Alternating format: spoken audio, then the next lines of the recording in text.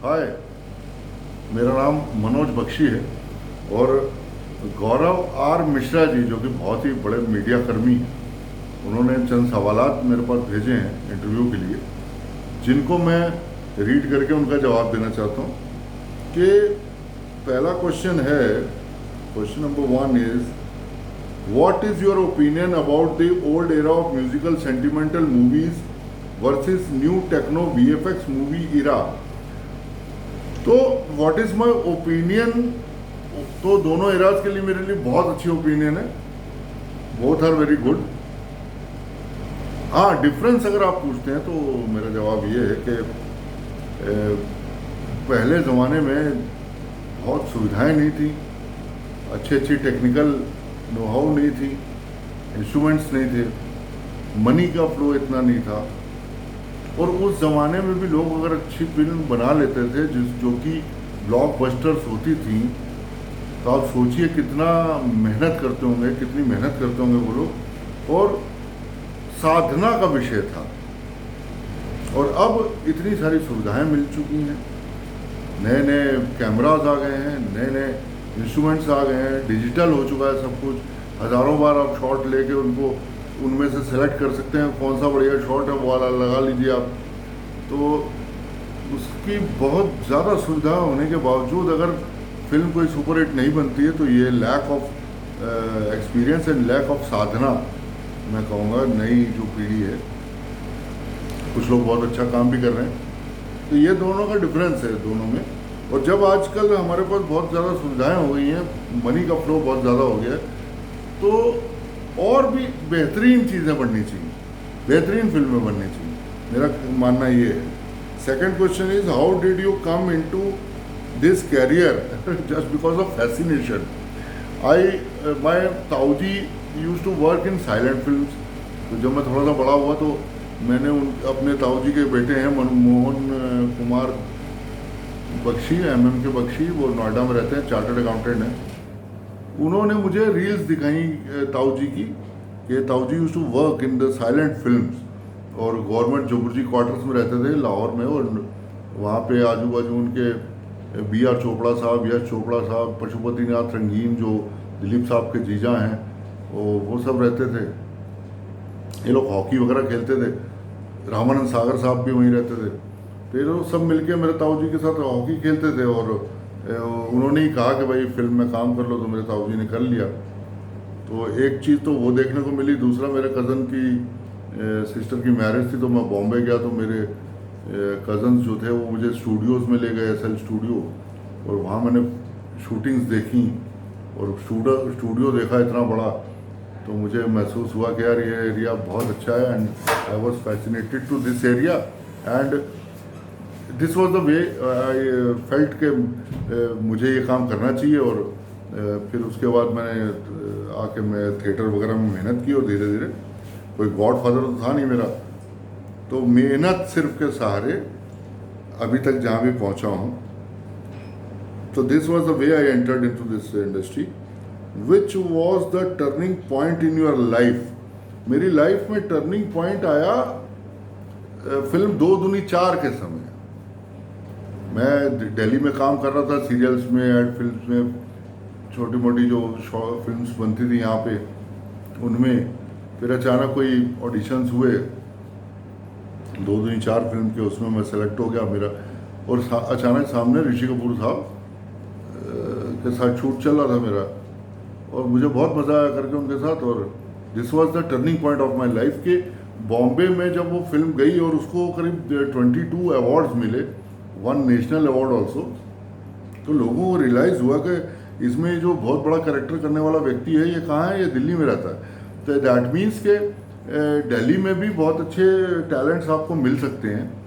और मेरा कहना ये था कि बॉम्बे में मोस्टली जो सक्सेसफुल टैलेंट्स हैं in the field of acting and all, वो मोस्टली दिल्ली से गए हुए हैं। अनुपम खेर से लेके आशुतोष राणा तक, आशीष विद्यार्थी तक, they all have gone from Delhi. तो दिल्ली में is the base where the talent is produced. तो इसलिए अब बहुत वक्त चेंज हो गया, अब तो बॉम्बे की बहुत सी फिल्में दिल्ली आके बनती हैं, और बनती हैं तो सीधे वो लोग आते हैं और NSD जाते हैं तो क्या उनको अच्छे एक्ट्रेस वहाँ मिल जाएंगे, तो कभी कभी वहाँ भी नहीं मिलते तो फिर SRC जाते हैं, फिर वहाँ भी नहीं मिलते तो फिर हमारे जैसे जनरल कैटेगरी के लोग जो थिएटर वाले हैं उनको लिया जाता है। तो this is how this was a turning point that I started getting films. And fourth question is, who supported you to come into this field? तो उसके लिए मैं कहूँगा यार nobody, only my passion and me. I was the only person who was trying to do the theatres and all. और मैं खुश हो जाता था, लोग 200-400 लोग तारीफ कर देते थे या न्यूज़पेपर वाले छाप देते थे कि this act was good and this person is has done a good acting. तो बस यही था और उसमें वो बढ़ता गया पैशन, और वो अपने आप ही मुझे कभी कहीं जाके फाइट करने की या स्ट्रगल जिसको बोलते हैं वो सब करने की ज़रूरत नहीं पड़ी। मुझे अपने आप ही मैं थिएटर बस करता चला गया और लोग देखने आते थे, प्रोड्यूसर्स आते थे, वो कार्ड्स दे जाते थे कि हमसे बात करना, हम सीरियल बना रहे हैं, हमसे बात करना, हम फिल्म बना रहे हैं। तो this is how I entered on my own, nobody even. Punjabis में तो ये होता है कि यार कोई शादी के लिए लड़की वाले आते हैं तो कहते हैं लड़का क्या कर रहा है, वो जी एक्टर है, तो एक्टर तो ठीक है, वो काम क्या करता है। मतलब ये है इस दुनिया में कि एक आदमी अगर मूंगफली का ठेला भी लगाता है तो मीन्स ये है कि 100-200 रुपये 250 रुपये शाम तक घर ले जाएगा और मेरी बेटी को भूखा नहीं मरने देगा। लेकिन एक्टर के ऊपर किसी को बिलीव नहीं है कि वो शाहरुख खान बन गया तो सब कहेंगे मेरा भतीजा है, और नहीं बन पाता है तो कहेंगे ये बेकार है। और मैं इसको रिलेट सिर्फ एक्टिंग फील्ड से नहीं करता, वो बहुत सी चीज़ों से रिलेटेड। अगर डॉक्टर भी कोई है और वो बेचारा थोड़ा सा ऑनेस्ट है और सीधी सारी दवाइयाँ लोगों को दे देता है, लोग 150 रुपये में ठीक होने लगते हैं, तो लोग कहते हैं झोला छाप डॉक्टर है यार, लल्लू है, इसको नहीं पता। और वो डॉक्टर जो बहुत सारी भीड़ लगी रहती है उनके ऑफिस के बाहर, उनको लोग समझते हैं बहुत बड़ा डॉक्टर, तो उसके पास जाते हैं। खैर वो बहुत लंबा विषय है, वो फिर किसी दिन बात करेंगे। तो हु सपोर्टेड यू का आंसर है कि nobody supported me, I just came up. And जब मैं 2 दूनी 4 में चला गया तो now I can take the name के जैसे उसके जो डायरेक्टर थे Habib Faisal, he gave me that role, that was his support. Rishi Kapoor साहब nicely behaved me with me on the set and help me, that was Rishi Kapoor sir का सपोर्ट। फिर ऋषि कपूर साहब ने मुझे 1-2 फिल्में और दिलाई, जैसे बेशरम, उसमें उन्होंने बुलाया, तो ये that was Rishi Kapoor support. और सलमान भाई का सपोर्ट रहा कि फिल्म में उन्होंने सीन मेरे कोई काटे नहीं, और वो पूरा सीन मेरे आए तो लोगों को दिखा कि हाँ ये बहुत अच्छा रोल ये आदमी कर सकता है, तो दैट वाज सलमान भाई सपोर्ट। तो अब शुरुआत में तो किसी का सपोर्ट नहीं था, लेकिन बाद में जब बड़ी जगहों पे थोड़ा सा पहुंचने लगा तो मैं ऋषि कपूर साहब का नाम लूँगा और सलमान भाई का नाम लूँगा। और डायरेक्टर्स में मैं हबीब फैजल साहब का नाम लूँगा और कबीर खान साहब का नाम लूँगा।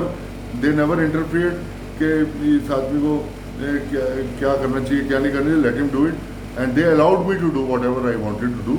एंड एक और नाम मैं और लूँगा, वो बहुत वो लेजेंडरी डायरेक्टर वो भी हैं, वो हैं आशुतोष गवारीकर, जिन्होंने पानीपत में मुझसे रोल करवाया। और मुझे हॉर्स राइडिंग वगैरह आती नहीं है, मैं हैवी आदमी हूँ और मुझे घोड़े वोड़े से बड़ा डर लगता है, तो उन्होंने फिर मैनेज किया कि मुझे नहीं बिठाया घोड़े पे, और उन्होंने सपोर्ट करके किस तरीके से सीन मेरे निकलवाए in this field. The next question is, how was your experience with other co-actors?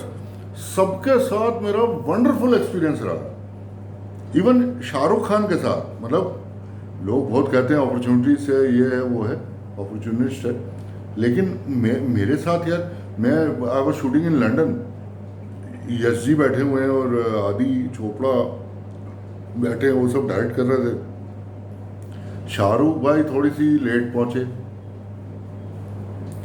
तो यश जी ने कहा कि भाई ये शाहरुख आ गया है, इसको बोलते लंच करके आता। तो ही केम डायरेक्टली टू शाहरुख यश जी और हाथ पकड़ के यश जी का चूमा, और सॉरी मैं क्वीन की पार्टी में था रात में एंड मैं लेट हो गया थोड़ा सा। तो उधर आदि खड़े थे, फिर आदि के गले मिले वो कि आदि I am sorry I am late, and फिर मेरी तरफ देखा उन्होंने कि ये को एक्टर है जिसका डायलॉग्स मेरे साथ हैं, और ही केम टू मी, ही उन्होंने हाथ होल्ड किया मेरा एंड डिड लाइक दिस कि भाई I am sorry, I am late. तो मैं हैरान होकर देखता रहा, मैं कहा यार ये 50,000 करोड़ का शाहरुख खान है यार, हाउ इज बिहेविंग, इतने नाइसली ये बंदा बात कर रहा है। वो तो मेरे तो सभी को स्टार के साथ बड़ा वंडरफुल रहा। ऋषि कपूर साहब के साथ बहुत अच्छा रहा, वो कभी भी आते थे मेरी पीठ पे हाथ मार के, कहीं मैं खड़ा हूँ तो पीछे से आके एकदम से टैप करते हैं, पोपली साले तू यहाँ क्या कर रहा है, something like that. And Neetu ma'am बहुत अच्छे से, उन्होंने मुझे कहा कि तुम्हारी शक्ल जो है वो प्रेमनाथ से मिलती है। तो भाई मैं मामा जी समझो मुझे, फिर और क्या करूँ, प्रेमनाथ से शक्ल मिल रही। तो विद को actors it was wonderful experience. And next question is what do you think is most important in this field? Most important in this field is, पहली चीज़ सबसे ज़्यादा इम्पोर्टेंट जो है, मैंने बहुत सारे लोगों को देखा है, वो इस फील्ड में आते भी हैं, कुछ कर पाते हैं, कुछ नहीं कर पाते हैं, कुछ सक्सेस हो पाते हैं, नहीं हो पाते हैं, कुछ बहुत बड़े घरों से होते हैं फिर भी सक्सेस नहीं हो पाते हैं। तो मैंने सबसे इम्पोर्टेंट जो पहली चीज़ देखी है वो ये है कि आपको एक्टिंग के प्रति पैशन है कि नहीं, दैट इज़ मोर इम्पॉर्टेंट। कई लोग माँ बाप घूम रहे हैं आजकल, हमारे ज़माने में तो ऐसा नहीं था, लेकिन आजकल तो लेडीज़ को मैं देख रहा हूँ, छोटी छोटी बच्चियों को लेकर घूम रही, मेरी बच्ची बहुत अच्छा डांस करती है, मेरी बच्ची बहुत अच्छी एक्टिंग करती है, आप इसको फिल्म में करा दो, इसको करा दो। तो मैं ये देखता हूँ कि उनके अंदर पहले ये देख लो कि बच्चे के अंदर पैशन है कि नहीं। अगर उसको इंटरेस्ट है, पैशन है, तो वो कहीं भी छोटी मोटी जगह पे एक्टिंग वेक्टिंग सीख के भी वो आगे बढ़ जाएगा। लेकिन अगर उसके दिल में पैशन नहीं है एक्टिंग का, तो आप उसको 50 पिक्चरों में लॉन्च करो, लेकिन वो लोग उसको जब नहीं लाइक करेंगे तो वो फिर वो उसका कैरियर को ज़्यादा बूस्टअप नहीं मिलेगा। ये चीज़ मैंने देखी। Now the question number 7, with which actor did you like to work? I like with everybody। मुझे तो, मैं तो डेली किसी न किसी के साथ नए के साथ काम कर रहा होता, तो मुझे ये बहुत अच्छा लगता है। मेरी एज इस समय 56-57 हो रही है, लेकिन मैं बिल्कुल नहीं थकता। जब सेट्स पे होता हूँ तो मुझे मज़ा आती है लोगों के साथ इंटरेक्ट करने में। हाँ, कोई मैंने देखा जो छोटे एक्टर्स होते हैं, लेकिन वो अपने आप को बड़ा समझ रहे होते हैं, तब वो थोड़ा से मैनरिज्म और स्टाइल वाइल रखते हैं सेट के ऊपर के क्या हो, इससे बात करनी चाहिए, इससे नहीं बात करनी चाहिए। वो थोड़ा आजकल का नया दौर है, तो शार्प ब्रेन्स नए डेवलप हुए हैं, तो वो अपना पूरा ब्रेन लगाते हैं कि how to reach on the top. अगर मैं वीक एक्टर भी हूँ तो भी मैं अपने सोर्सेज से, अपने मनी से, अपने व्यवहार से और इधर उधर से करके कुछ भी मैं आगे बढ़ जाऊँ। तो ये वाला सिस्टम रहता है उनके अंदर फीडेड आजकल, तो वो इस पे फॉलो करके वो अपना पूरा ब्रेन लगाते हैं इस चीज़ पे, इंस्टेड ऑफ के अपनी एक्टिंग को एक्सपर्टीज में कन्वर्ट करें। वो उसमें थोड़ा कम विश्वास रखते हैं और कॉन्ट्रैक्ट्स में और इन सब चीज़ों में ज़्यादा विश्वास रखते हैं। तो now the question number 8 is, what is upcoming movie names? भाई साहब, मेरी करीब 25 मूवीज़ हैं, बड़े नाम भी हैं, बड़ी अच्छी मूवीज़ भी हैं, जिसमें बड़े रोल्स भी हैं मेरे, लेकिन वो कुछ अटकी हुई हैं, कब आ जाए मालूम नहीं है। जैसे एक है डीएनए में गांधी जी। डीएनए में Gandhi ji, you won't believe I am doing a गांधीवादी कैरेक्टर इन दैट। एक पॉजिटिव कैरेक्टर है। उसके डायरेक्टर हैं संदीप नाथ जी, जो बहुत बड़े लिरिक्स राइटर हैं फिल्म इंडस्ट्री के, जिन्होंने करीब 60-70 फिल्म में बहुत बेहतरीन लिरिक्स वगैरह दी है। जैसे सुन रहा है ना तू, रो रहा हूँ मैं, या राजनीति, या वो उसका वो जो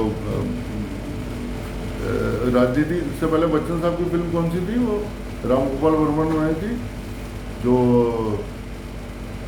गोविंद है सरकार, जिसमें जो सरकार का जैसे बैकग्राउंड स्कोर है, तो गोविंदा गोविंदा गोविंदा गोविंदा गोविंदा साम दाम दंड भेद, ये this all are written by Sandeep Nath ji, and he produced and he directed one film and he called me and gave me the character. और मैंने उनसे कहा मेरा ब्लोइंग फेस है, मुझे लोग पुलिस वाला बना देते हैं या जज बना देते हैं समथिंग लाइक दैट, और आप मुझे गांधीवादी आदमी बना रहे हो।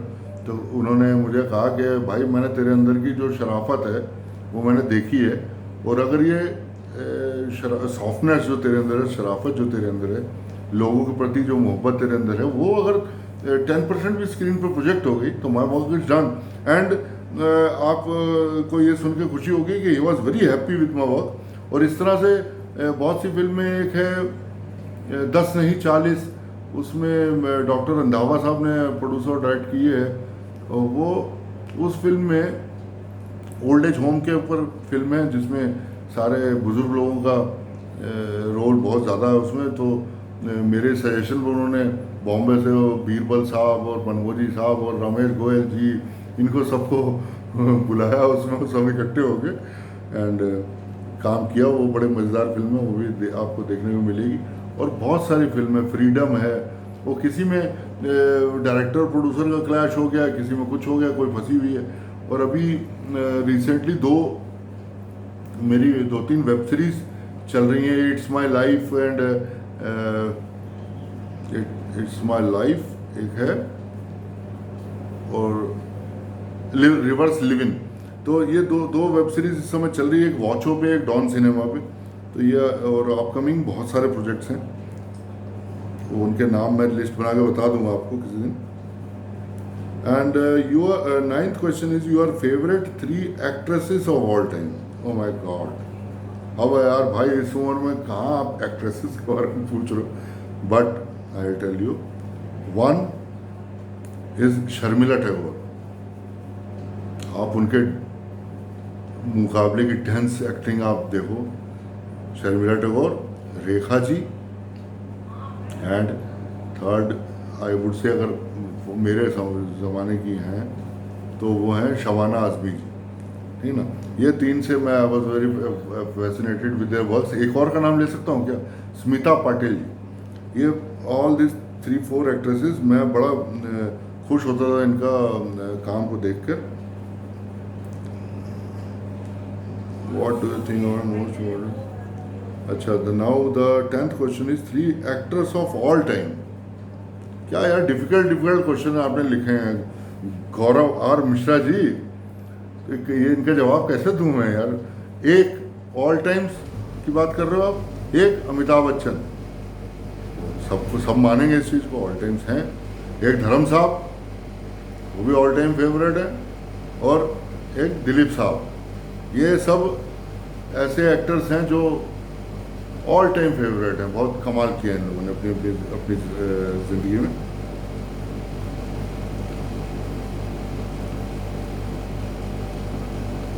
FVT movies, FVT movie, favourite movies. अच्छा, मेरी फेवरेट मूवीज़ कौन सी हैं? I always like the movies जिसमें दिमाग लगाने की ज़रूरत पड़े, एतबार, मर्डर मिस्ट्री, इस टाइप की मूवीज़। और जैसे वो थी वो, उसमें I forgot the name of that movie, वो संजीव कुमार साहब है, सारिका है, उनका मर्डर होता है। और इस तरह की मूवी जो कत्ल जैसी मूवी, और इस तरह के एतबार, इस टाइप की मूवीज़ जिसमें कुलप्रेट जो है लास्ट में जो कुलप्रेट पकड़ा जाता है और सच्चा आदमी बेचारे को राहत मिलती है, तो वो थोड़ा दिल को छूती थी। क्योंकि कहीं ना कहीं मैं अभी नई जनरेशन के हिसाब से इतना स्मार्ट नहीं हो गया, बहुत ज़्यादा झूठ नहीं बोल पाता हूँ, तो इसलिए मुझे ये फिल्म फेवरेट लगती है।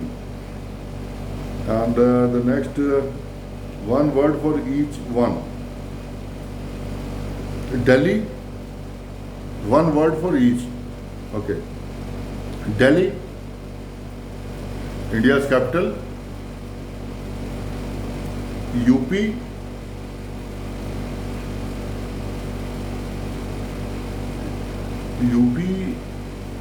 जो है crime capital, and Mumbai, sorry मतलब अच्छे लोग बैठे हैं, अब सब कुछ ठीक हो रहा है। And Mumbai films capital, entertainment capital. अच्छा, now the 13th question is how you got Bajrangi Bhaijaan. यार this question is wrong. How you got मत पूछिए, ये पूछिए कि बहुत सी ऐसी पिक्चरें जो आपको क्यों नहीं मिली. यार बजरंगी भाईजान ठीक है, इट वॉज, मुझे और बड़ी बड़ी पिक्चरें मिलनी चाहिए थी यार. 35 ईयर्स हो चुके हैं मुझे, मैंने 20 ईयर्स का थिएटर किया हुआ है, 15 ईयर्स के मेरे ये मीडिया के एक्सपीरियंसेस हैं. उसके बावजूद अगर मुझे नहीं मिल पा रही तो उसका रीज़न सिर्फ ये है कि I don't have much strong PR and much strong relations with the bigger directors and producers.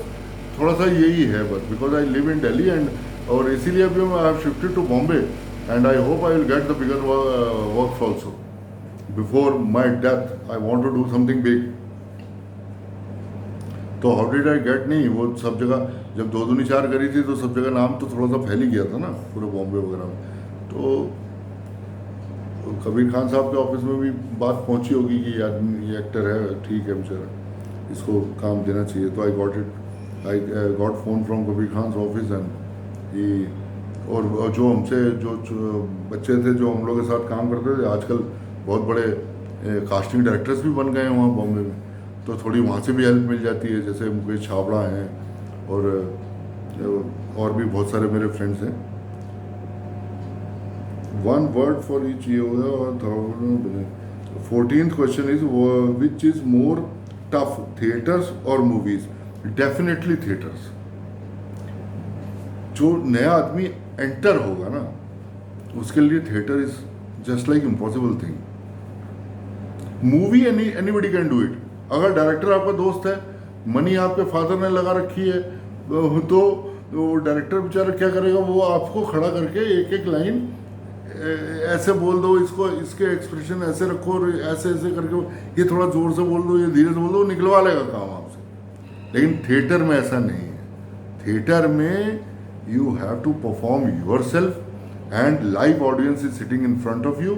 वो 1 सेकेंड में आपको अच्छा या बुरा का रिजल्ट दे देते हैं तालियों और लाफ्टर्स के माध्यम से. तो थिएटर इज डेफिनेटली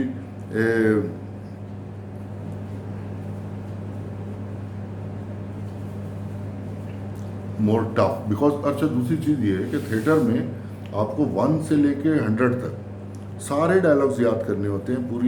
पूरी मूवी के डायलॉग्स सारे आपको याद करने हैं और आपको बोलने हैं, और आपको पता होना चाहिए कि किस समय बोलने हैं. 7 मिनट बाद आपका सीन आ रहा है, फिर 15 मिनट बाद आ रहा है, फिर 20 मिनट बाद आ रहा है. तो वो कंटिन्यूटी आपको रखनी है दिमाग में, और सारे डायलॉग्स आपको याद भी रखने हैं. Very difficult. और टीवी और फिल्म में तो एक लाइन बुलवा दी, फिर रुक गए, फिर काटा, फिर उसको दूसरा एंगल बदल के दूसरी लाइन बुलवा दी, दोनों जोड़ दिया, तो आपको तो नहीं समझ में आता ना. तो theatre is definitely a more tough thing. And लेकिन जो लोग थिएटर कर लेते हैं, they are sure to handle big roles in big movies.